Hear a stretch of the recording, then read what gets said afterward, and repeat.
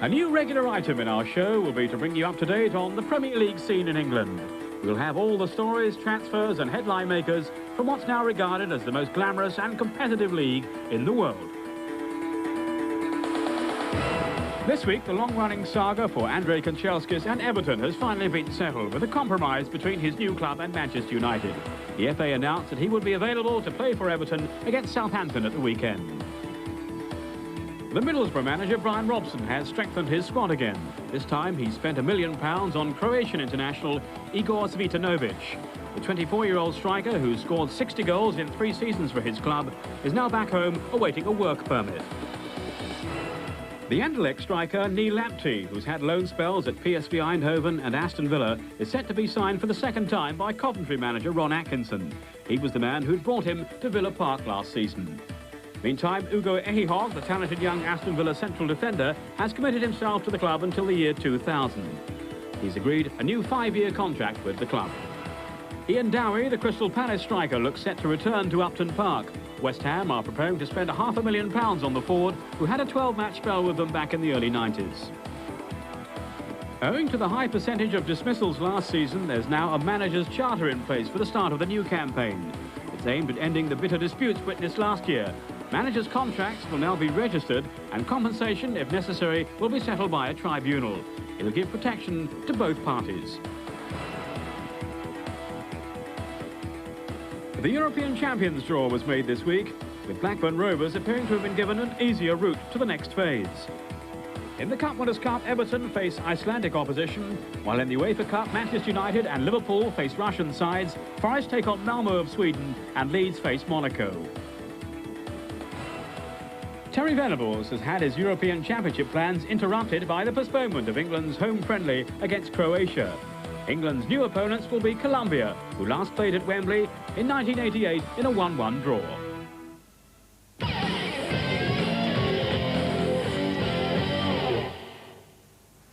Our second featured match for the weekend comes from Hillsborough, with our first extended look at the Newcastle team assembled so expensively by Kevin Keegan. Sheffield Wednesday are hoping for improvement this season under new manager David Peat. They were on a high after their midweek success over the champions Blackburn. The commentator is Paul Dempsey.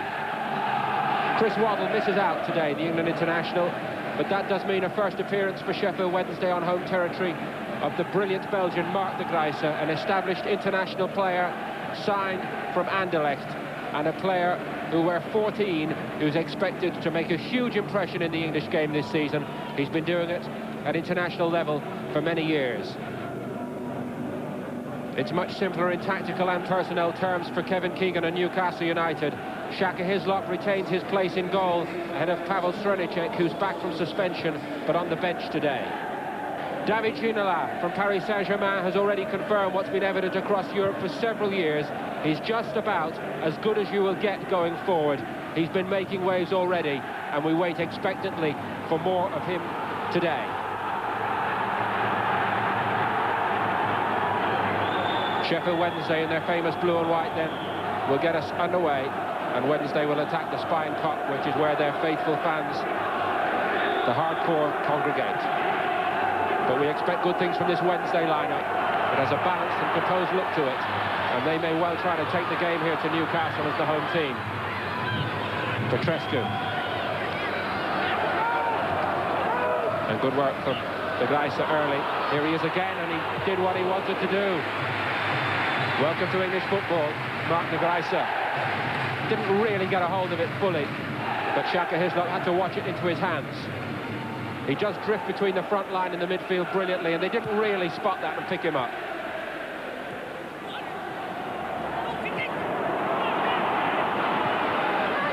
Here's the foreign star.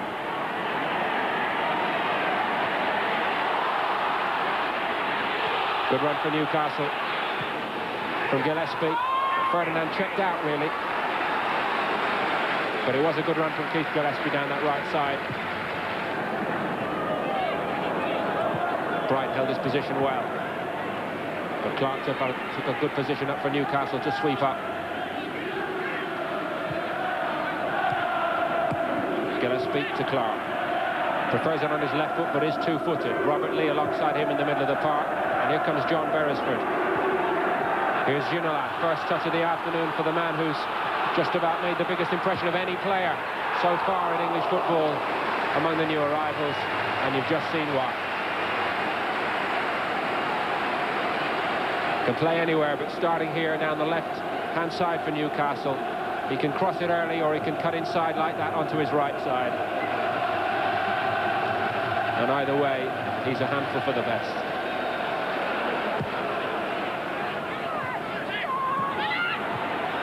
I don't think Kevin Preston has taken any chances with it either.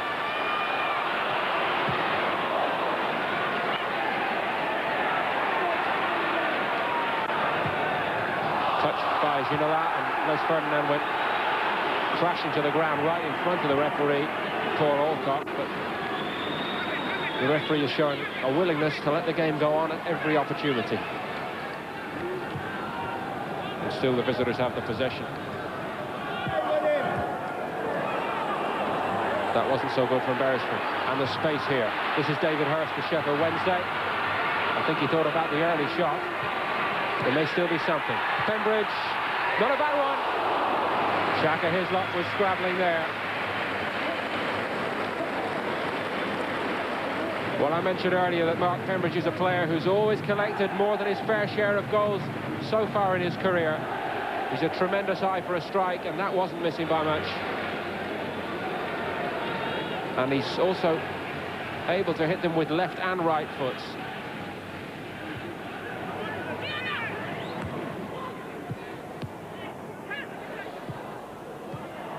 No offside. This is interesting for Wednesday. De Gruyter with space to cross it. It's not bad. Oh, it's a fantastic save from Hislop. And a real quality piece of attacking from Sheffield Wednesday. And the youngster, who's been very, very impressive in this first half, Mark Pembridge, gets forward again. And for a little man, finds spring from nowhere, but so too does Hislop to deny him. Perfect cross from De Gruyter, who's another foreigner looking every inch an addition to the standard of the game in this country.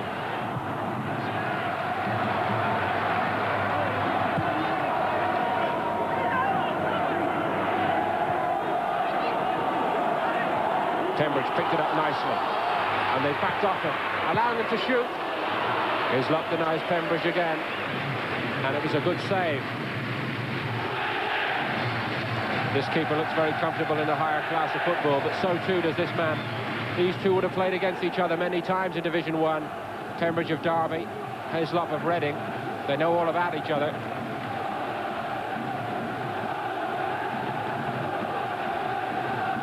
Honours even so far today. 2 strikes from Pembridge, 2 good saves from Hislop. This is Keith Gillespie for Newcastle. Beardsley. John Beresford has gone screaming outside him, and Beardsley found him expertly. It was a very good covering tackle by Petrescu. Really looks a different player starting this season. More familiar in his surroundings now, perhaps. Ginola. He's taken no time to settle. That's why! It's simply world class from the man who may prove to be the finest foreign acquisition of the summer. That's fantastic. He caught Sheffield Wednesday a bit flat-footed, but he really has no right to score. But it's ripped into the bottom corner past Pressman, and Newcastle United are in front. This is brilliant. Absolutely brilliant. The power generated from such a little backlift is phenomenal.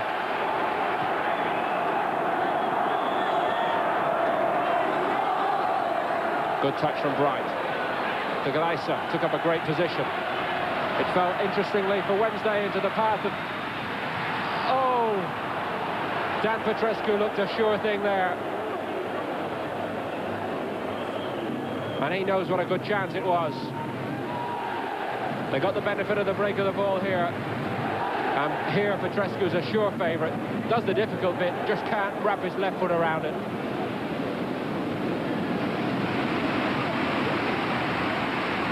and still didn't miss by much.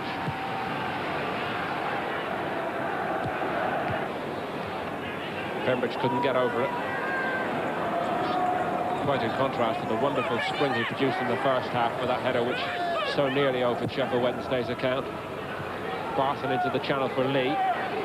Watts covering effectively.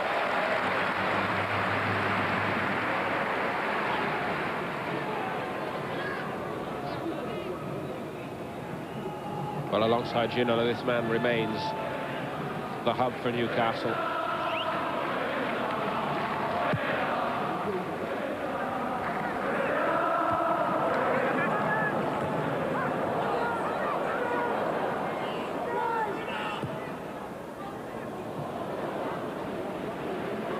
Ginola. Early to Beardsley. Perfectly played. Perfect understanding between two new teammates. Oh, it's gone in! And the only amazing thing is that it's even more audacious from Peter Beardsley than the ball to him was from Ginola. Pressman was caught out here. It will surely settle the game. It's a magnificent ball from Ginola with the outside of the boot. And Beardsley says, that was nice, but anything you can do, I can do better. Was it a shot or a cross? We'll never really know. Well, it's exhibition stuff, and for Newcastle United, there wasn't time for much of an exhibition. Although, frankly, from the moment that David Ginola crowned an emphatic and impressive first week in English football with a brilliant goal, and Peter Beardsley added the second soon after, it was exhibition time from Newcastle United. They go home to the Tyne with 3 more points and a growing belief that this is to be the year when Kevin Keegan becomes a champion manager for the first time. Sheffield Wednesday 0, Newcastle United 2.